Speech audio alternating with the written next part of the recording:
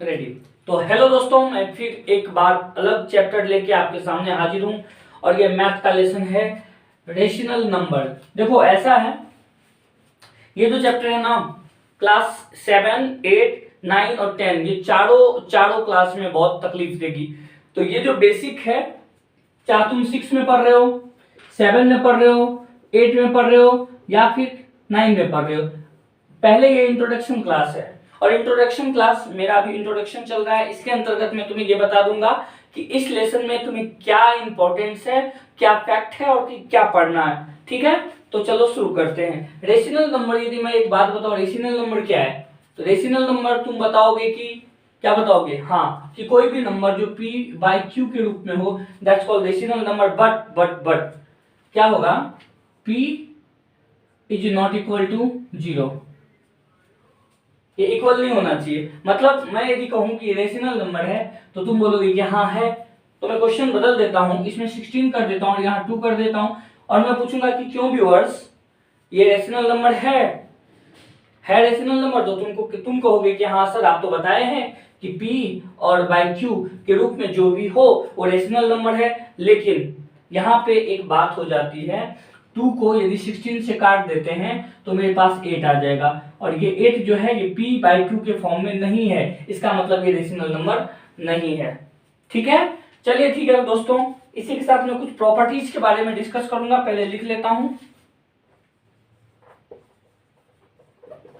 Properties of rational number. ठीक है, मैं प्रॉपर्टीज ऑफ रेशनल नंबर की बात करता हूं तो सबसे पहले आता है, जैसे कि तुम अभी तक पढ़ चुके हैं, क्लोजर प्रॉपर्टी। क्या है, क्लोजर प्रॉपर्टी।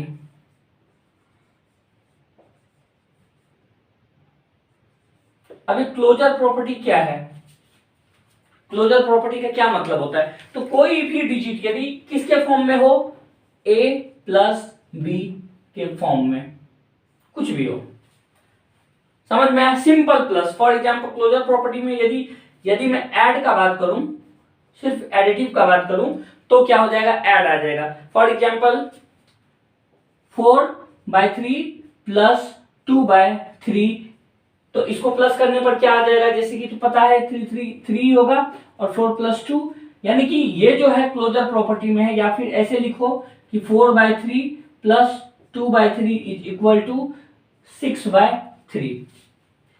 ये जो फॉर्म है ना, ये जो फॉर्म है ये क्लोजर प्रॉपर्टी का फॉर्म है। क्या है ये, क्लोजर प्रॉपर्टी का फॉर्म है। ठीक, या डायरेक्ट कहो कि यदि ये सिंपल a/b प्लस c/d, ये फॉर्म में जो भी मिलता है वो क्लोजर प्रॉपर्टी का पार्ट है।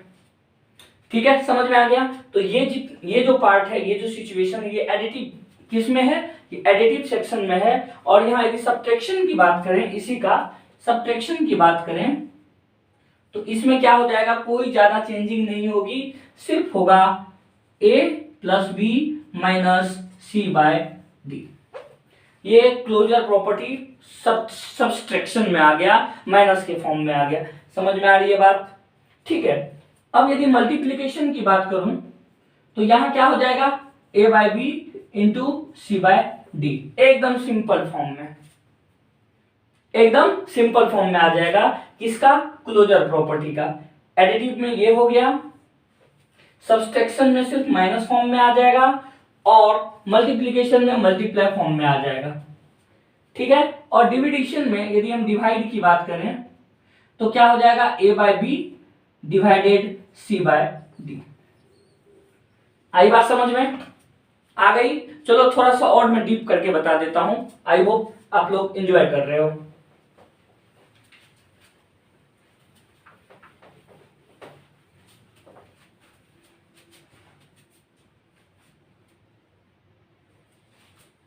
अब क्लोजर प्रॉपर्टी का एडिटिव की यदि बात करें, 4/3 प्लस 2/3 इज इक्वल टू 6/3। तो इस तरह के फॉर्म में जो भी नंबर मिले आपको, तो ये कौन सी प्रॉपर्टी होगी, क्लोजर प्रॉपर्टी तो होगी, लेकिन क्लोजर प्रॉपर्टी के अंदर एडिटिव प्रॉपर्टी होगी।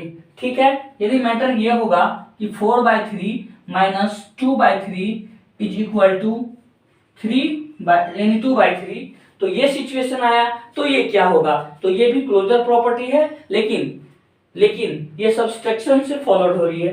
यदि थर्ड इक्वेशन में आ जाए 4/3 इंटू 2/3, देन व्हाट, कुछ भी नहीं कटेगा, तो 4 2 जा 8 एंड 3 3 जा 9, ये सिचुएशन आएगा, तो ये भी क्लोजर प्रॉपर्टी है, लेकिन मल्टीप्लिकेशन फॉर्म में है। ओके, द लास्ट 4/3 डिवाइडेड 2/3, अब क्या होगा, अब भी कहीं नहीं कटने वाला है, तो इसको कैसे सॉल्व होता है तुम्हें पता होगा, तुमने 8 क्लास में पढ़ा होगा, 7 में पढ़ा होगा, या फिर 4 5 में पढ़ा होगा, ये कैसे डिवाइड है तो कैसे करना है, नहीं पता है तो मैं एक बार बता देता हूं। जब भी ये डिवाइड के फॉर्म में होता है तो हमें चेंज करना पड़ता है, डिवाइड को किस में चेंज करना पड़ता है, किसमें, मल्टीप्लाई में। तो मल्टीप्लाई कैसे चेंज करेंगे, 4/3 मल्टीप्लाई 3/2, ये कट गया 2 और 2, तो क्या आ जाएगा 2/1। यदि ये सिचुएशन भी आता है तो भी मेरा क्लोजर प्रॉपर्टी है, और क्लोजर प्रॉपर्टी के साथ ये डिविडेशन फॉर्म में है। कोई दिक्कत है ना, कोई दिक्कत नहीं है। रेशनल नंबर के सेकंड पॉइंट पे चलते हैं। पहला मैंने क्या बताया, क्लोजर प्रॉपर्टी, सेकंड में क्या होगा, कम्युलेटिव प्रॉपर्टी। अब इसका सिचुएशन क्या होगा, इसका सिचुएशन में क्या होगा, यदि मैं बात कहूं, ध्यान देना एकदम, 3/4 या फिर चलो 3/4 नहीं 2/3 ले लेता हूं, 2/3 plus 5/4 is equal to 5/4 plus 2/3। यानी ये जो सिचुएशन है, ऐसे सिचुएशन को हम क्या कहेंगे, कम्युलेटिव प्रॉपर्टी। यदि इसको मैं एक नंबर में लूं या फिर डिजिट में लूं, या डिजिट में तो मैंने ले लिया है, यदि अल्फाबेट में लेना होगा तो कैसे होगा, a/b plus c/d is equal to c/d plus फिर ये a/b। अब ये मैंने नंबर में लिया है और ये मैंने अल्फाबेट में लिया है, ये मैंने किस में लिया है, नंबर में लिया है, और ये अल्फाबेट में लिया है। यदि ऐसा सिचुएशन आता है तो ये कम्युलेटिव प्रॉपर्टी है। तो यदि पूछा जाएगा, क्वेश्चन ये होगा कि ये कम्युलेटिव प्रॉपर्टी का फॉलो करता है रूल या नहीं। यदि क्वेश्चन ये होगा कि ये जो मैथ है, सिंपली रूप से देखो, ये जो मैथ है ये कम्युलेटिव प्रॉपर्टी को फॉलो करता है या नहीं करता है, हम कैसे पता करेंगे, तो सिंपली क्या करेंगे, इसको LHS मान लेंगे और इसको RHS मान लेंगे। ठीक है, इसको क्या मानेंगे, LHS मान लेंगे, इसको RHS मान लेंगे। ध्यान से समझो। अब इसको मैं नॉर्मली क्या करता हूं, सॉल्व करता हूं। 4 3 जा 12 हो जाएगा, 12 को 3 से डिवाइड करेंगे, ये है ना, इससे इसको डिवाइड होता है पहले, तो क्या हो जाएगा 4, और जो भी बचेगा मेरे पास 4 बचा, इस 4 को फिर 2 से मल्टीप्लाई करेंगे। समझ में आया, तो 2 8 यहां हो गया। फिर से समझो, ये मैं बता देता हूं, यदि तुमको नहीं आता है तो फिर से समझ लो।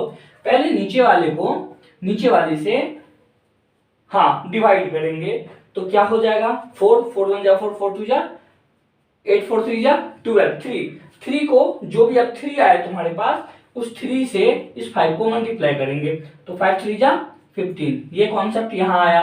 अब इसको देखते हैं क्या होगा, 4 3 जा 12, यहां भी सेम आ गया मेरे भाई। 12 को 4 से डिवाइड करेंगे तो कितना आएगा, 3 को 5 से मल्टीप्लाई करेंगे तो क्या हो जाएगा 15 प्लस 4 और 4 2 जा 8। यानी कि सिचुएशन लगभग सेम है। यहां भी मुझे 8 है, यहाँ 15 है, यहाँ 15 है, यहाँ 8 है। अब कोई बेवकूफी इंसान होगा कि दोनों को प्लस करने के बाद ये नहीं बता सकता है कि LHS और RHS बराबर है। यदि मैं जहां तक समझ सकता हूं तो ये दोनों ही नंबर सेम है, मतलब यस, ये कम्युलेटिव प्रॉपर्टी को फॉलो करता है। क्या फॉलो करता है, एडिटिव में, एडिशन में ये फॉलो होता है। समझ में आया। यदि मैं इसी को चेंज कर दूं, और इसी को चेंज करके मैंने क्या किया, सब्ट्रैक्ट में ले लिया, तो सब्ट्रैक्ट में क्या, ये एडिटिव जो जिस तरह फॉलो कर रहा है, क्या सब्ट्रैक्शन भी कम्युलेटिव प्रॉपर्टी को फॉलो करेगा, इसके बारे में थोड़ी सी जानकारी हम लेते हैं। ये क्वेश्चन को वापस डिटो हम यहाँ लिख लेते हैं। तो क्वेश्चन को लिखने के लिए जरा मैं क्या करता हूँ, इसको ही थोड़ा सा इरेज कर देता हूँ, LHS RHS रहने देता हूँ, और ये जो सिंबल है इस सिंबल को बेसिकली मैं मिटा देता हूँ, और यहाँ पे माइनस दे देता हूँ, यहाँ भी माइनस देता हूँ। ठीक है, ओके।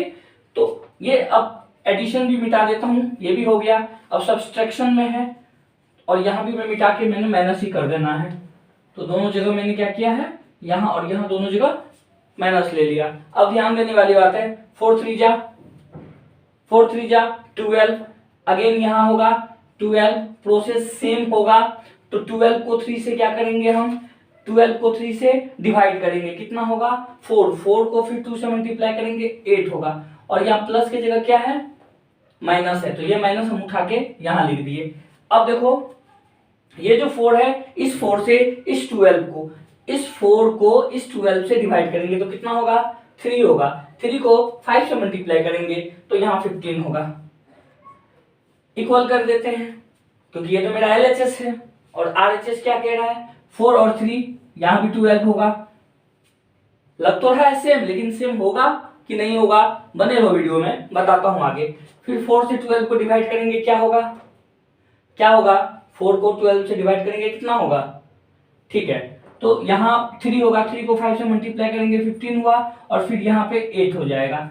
अब देखो मेरे भाई, यहाँ यदि मैं कैलकुलेट करता हूँ यहाँ पे, तो मेरा LHS में क्या हो जाएगा, यदि LHS की बात करूं तो मेरा LHS क्या हो जाएगा, 15 से 8 जाएगा तो क्या होगा, 7 माइनस 7/12, और यहां पे क्या हो जाएगा मेरा 12 23/12।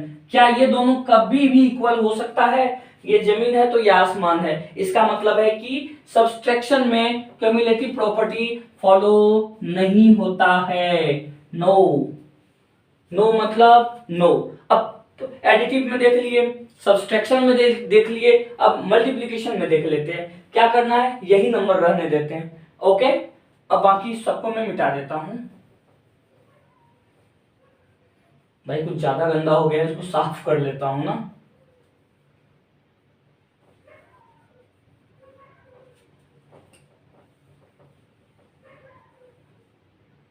इसको मिटा देता हूं पूरा, चलो ठीक है। अब ये वाला सिंबल मिटा के मैं क्या करता हूं, नॉर्मली इनटू देता हूं, इनटू, और यहां भी मैं दोनों जगह मिटा के वापस मल्टीप्लिकेशन का फॉर्म दे देता हूं, ठीक है। अब देखो क्या होता है, मैं बेसिकली नंबर को उतार देता हूं नीचे, और फिर क्या होगा 2/3 इंटू 5/4। अगेन यहां देख लो 5/4 इंटू 2/3। तो मैंने क्या बताया, ध्यान दो कि ये 2 1 जा 2, 2 2 जा 4, यहाँ हो गया, कट गया। सॉरी थोड़ा सा डिस्टर्बेंस हो गया, मैं फिर से एक बार देख लेता हूँ, ये क्वेश्चन को ही लिख लेता हूँ। एक्चुअल में मैं फिर से लिखता हूँ, 2/3 into 5/4 is equal to 5/4 into 2/3। अब ध्यान दो, एकदम ध्यान दो, ये 2 1 जा 2, 2 2 जा 4, कट गया। फिर 2 1 जा 2, 2 2 जा 4, यहाँ कट गया। फिर 5 1 जा 5 एंड 3 2 जा 6 इज इक्वल टू 5 1 जा 5 एंड 2 और 3 को मल्टीप्लाई करेंगे तो 6 होगा। यस, ये भी है क्यूमुलेटिव प्रॉपर्टी का ये पार्ट है, क्यूमुलेटिव प्रॉपर्टीज में फॉलो होगा। This is the yes, multiplication में यस होगा, यानी कि हमें किसमें यस हुआ था, एक में प्लस में यस हुआ था और फिर मल्टीप्लिकेशन में यस हुआ। अब हम देखते हैं कि डिविडेशन में क्या ये यस होगा, इसको देखते हैं जरा ध्यान से। अब मैं कुछ नहीं, मैं इसको कंप्लीट मिटा ही देता हूं यार।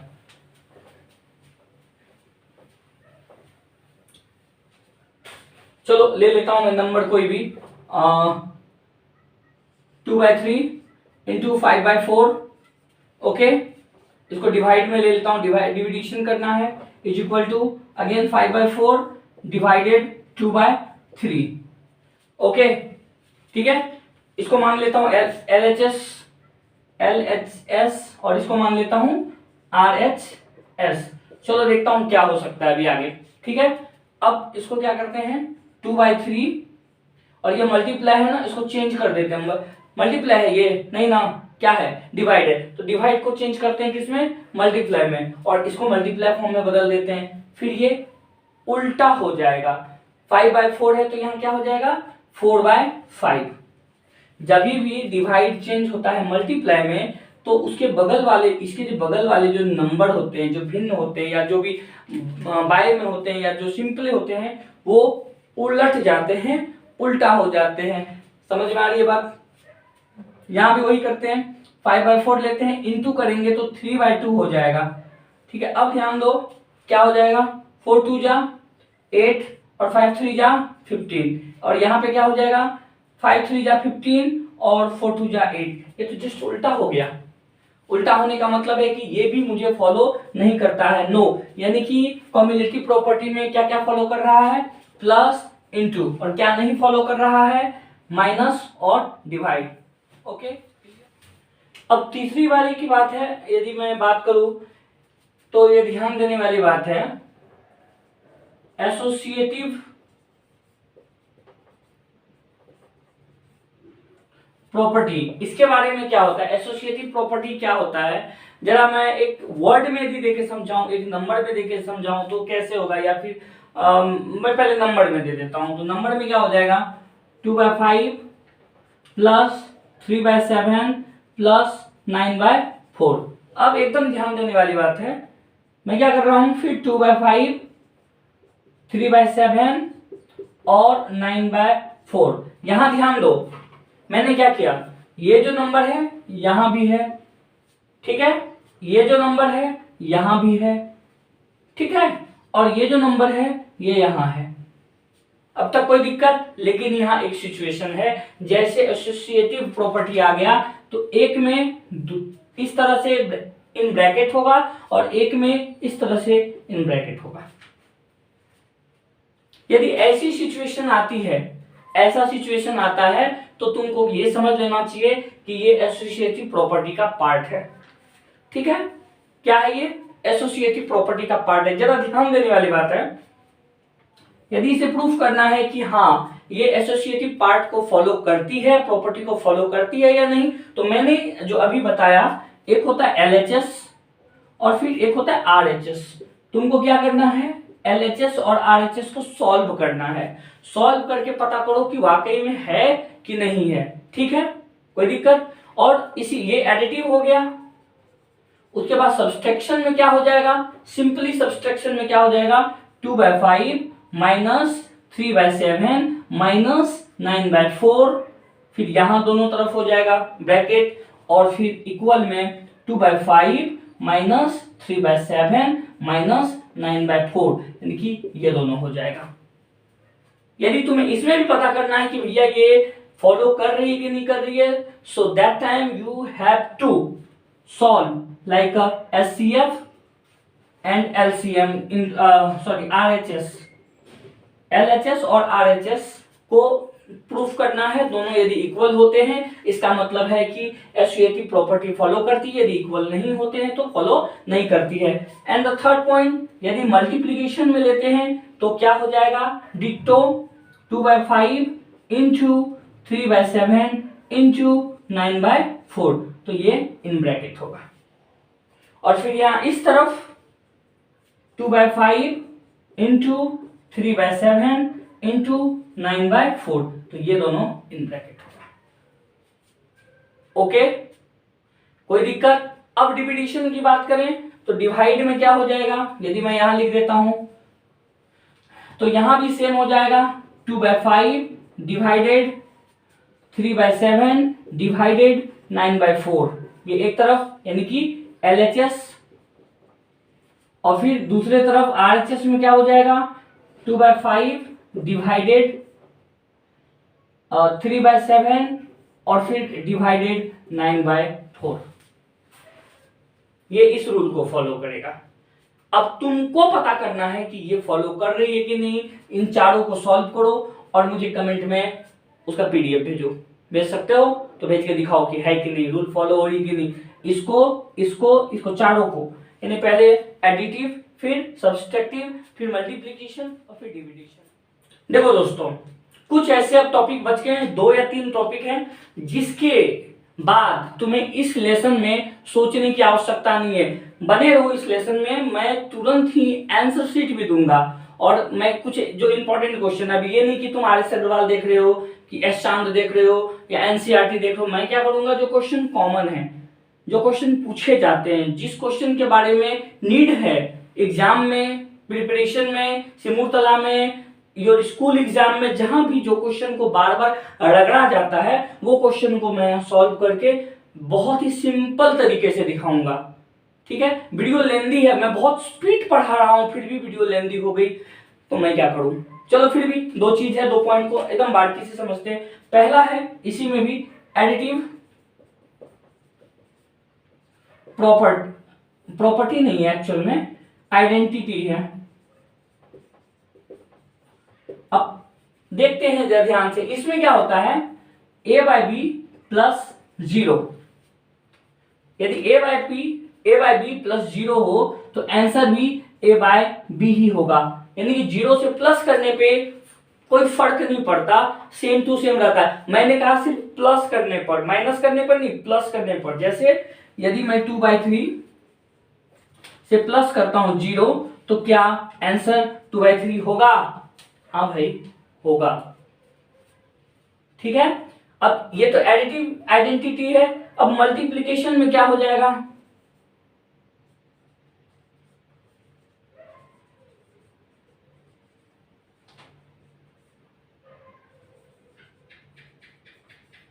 मल्टीप्लिकेशन आइडेंटिटी में क्या हो जाएगा, यदि a बाय बी है इंटू 1 है तो आंसर भी a बाय बी होगा। कोई दिक्कत? अब यदि मैं बात कहूं कि सर a बाय बी को यदि 0 से मल्टीप्लाई करेंगे तो a बाय बी होगा, तो आंसर होगा नो बॉस, बिल्कुल नहीं। क्या हो जाएगा, आंसर नहीं होगा। तो क्या होगा, a by b into 0 is equal to 0। तो ये एक्सेप्शन में आता है, इसको किसी दिन टाइम निकाल के इसको लेंगे आड़े हाथ। तो इस सब को छोड़ दो, पहले यहां फोकस करो। समझ में आ रही है बात? ठीक है। अब एक सबसे इंपॉर्टेंट क्वेश्चन होता है जो बच्चों को बहुत परेशान करता है, रेसिप्रोकल। अब रेसिप्रोकल क्या है, ध्यान दो।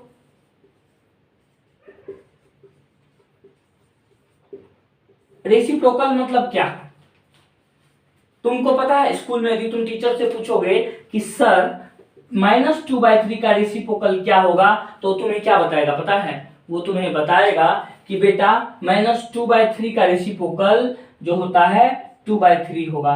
क्यों सर, ऐसा क्यों होगा?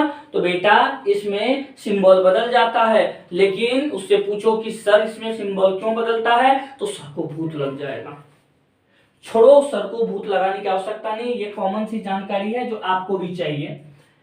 रेसिप्रोकल क्या होता है, यदि मुझे कैसे पता चला कि इस यही आंसर होगा, कैसे पता चला? नहीं, क्या रीजन है तो देख लो। रेसिप्रोकल में क्या होता है, -2/3 प्लस इस डिजिट को प्लस कर देंगे 2/3। यदि मेरा आंसर 0 आता है, क्या आता है, 0 आता है, तो ये रेसिप्रोकल में इसका आंसर होगा। और यदि मेरा यहाँ आंसर 0 नहीं आता है तो ये रेसिप्रोकल का आंसर नहीं होगा। इसी के साथ मैं वीडियो से विदा चाहता हूं और आशा करूंगा कि आप वीडियो के साथ बने रहेंगे। इसके सेकंड सीरीज आ रही है, जिस सीरीज में मैं आपको विशेष रूप से हर एक चीज को बताऊंगा, इसके क्वेश्चन आंसर को समझाऊंगा। इसी के साथ गुड बाय।